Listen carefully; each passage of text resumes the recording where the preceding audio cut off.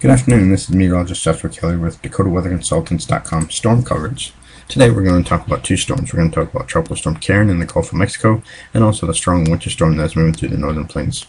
But before we get started, I'd like to let you know Dakota Weather Consultants storm coverage is just giving another perspective to the storm. However, when you go to plan, always use the National Weather Service for your planning purposes.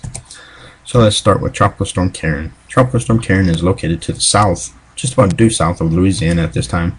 And if you look at the latest satellite imagery, you can see all the convection is placed on the eastern side of it. And the reason the convection is stuck on the eastern side and is not fully wrapping around on the western side has to do with the upper level winds. Strong upper level winds are going through the western Gulf this morning, which are creating what's called a shear factor on the storm, forcing it to have all its convection on the eastern side. However, for us here on the Mississippi Gulf Coast, that could implement what we see over the next couple of days.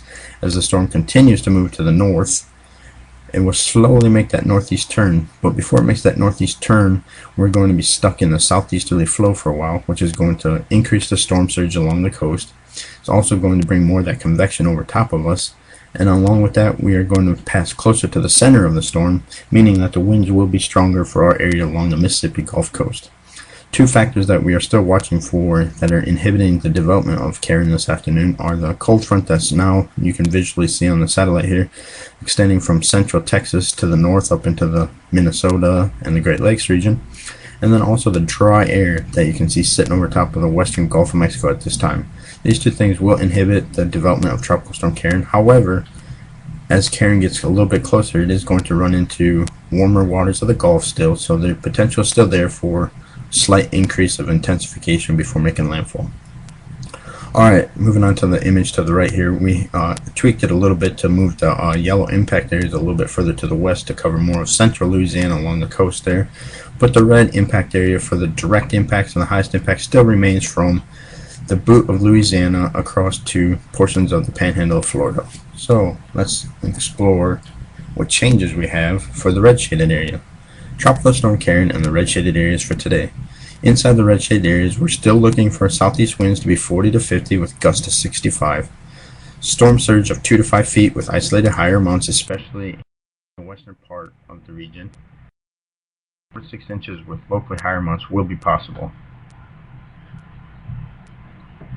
Now we move into our winter storm that's moving through the northern plains. Here we take a look at the satellite image. We can see that the upper level low is spinning over Wyoming and Montana and western South Dakota this afternoon, and that upper level low, as it continues to track over that region, will be responsible for the heavy snowfall that you see in that region.